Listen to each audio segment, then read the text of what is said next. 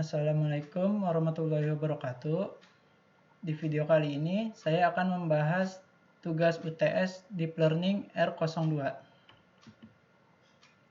Machine Learning.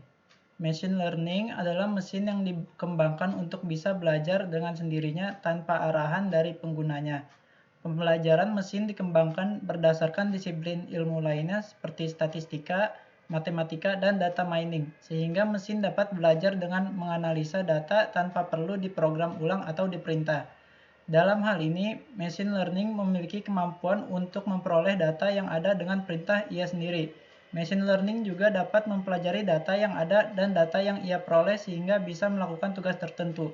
Tugas yang dapat dilakukan machine learning pun sangat beragam, tergantung dari apa yang ia pelajari. Teknik dasar machine learning. Yang pertama itu supervised learning. Teknik supervised learning merupakan teknik yang bisa kamu terapkan pada pembelajaran mesin yang bisa menerima informasi yang sudah ada pada data dengan memberikan label tertentu. Diharapkan teknik ini bisa memberikan target terhadap output yang dilakukan dengan membandingkan pengalaman belajar di masa lalu. Yang kedua, unsupervised learning. Teknik unsupervised learning merupakan teknik yang bisa diterapkan pada machine learning yang digunakan pada data yang tidak memiliki informasi yang bisa diterapkan secara langsung. Diharapkan teknik ini dapat membantu menemukan struktur atau pola tersembunyi pada data yang tidak memiliki label. Pengertian deep learning. Deep learning adalah salah satu metode implementasi machine learning yang bertujuan untuk meniru cara kerja otak manusia menggunakan artificial neural network atau jaringan nalar buatan. Deep learning menggunakan sejumlah algoritma sebagai neuron untuk bekerja sama dalam menentukan dan mencerna karakteristik tertentu di suatu rangkaian data. Berbeda dengan program machine learning, pada umumnya yang dirancang untuk menyelesaikan tugas tertentu, program deep learning biasanya diprogram dengan kapabilitas lebih kompleks untuk mempelajari, mencerna, dan mengklasifikasikan data.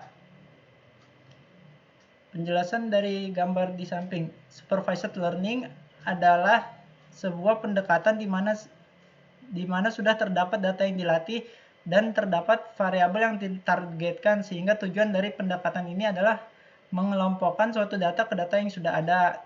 Di gambar ini input datanya adalah 3 apel.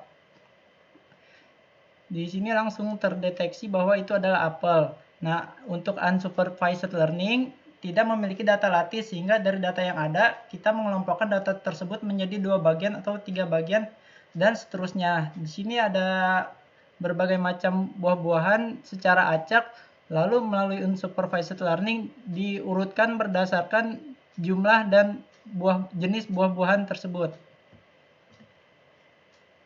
Selanjutnya, Convolutional Neural Network atau CNN. CNN adalah salah satu jenis neural network yang biasa digunakan pada data image. CNN biasa digunakan untuk mendeteksi dan mengenali objek pada sebuah image. Secara garis besar, CNN tidak jauh beda dengan neural network biasanya. CNN terdiri dari neuron yang memiliki wake, bias, dan activation function. Convolutional layer juga terdiri dari neuron yang tersusun sedemikian rupa sehingga membentuk sebuah filter dengan panjang dan tinggi atau pixel. Arsitektur dari CNN dibagi menjadi 2 bagian besar, yaitu feature extraction layer dan convolutional layer. Feature extraction layer seperti gambar berikut. Proses yang terjadi pada bagian ini adalah melakukan encoding dari sebuah image menjadi fitur yang berupa angka-angka yang mempresentasikan image tersebut atau feature extraction. Feature extraction layer terdiri dari 2 bagian, convolutional layer dan pooling layer. Namun kadang ada beberapa riset atau paper yang tidak menggunakan polling.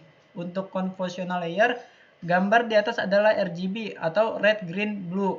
Image berukuran 32 x 32 pixel yang sebenarnya adalah multidimensional array dengan ukuran 32 x 32 x 3. 3 di sini adalah jumlah channel.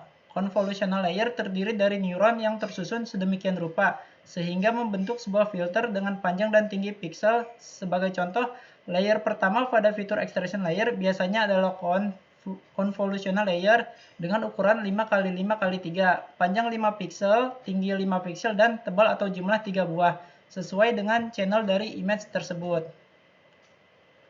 Selanjutnya adalah penjelasan TensorFlow dan Keras. TensorFlow diciptakan oleh tim Google Brain, di mana framework ini ialah library open source yang digunakan untuk komputasi numerik dan proyek machine learning berskala besar. TensorFlow menggabungkan banyak model dan algoritma machine learning, termasuk deep learning. Framework ini disusun menggunakan Python Frontend API untuk membuka suatu aplikasi penggunaannya dan menggunakan C++ yang memiliki kinerja terbaik dalam hal mengeksekusi.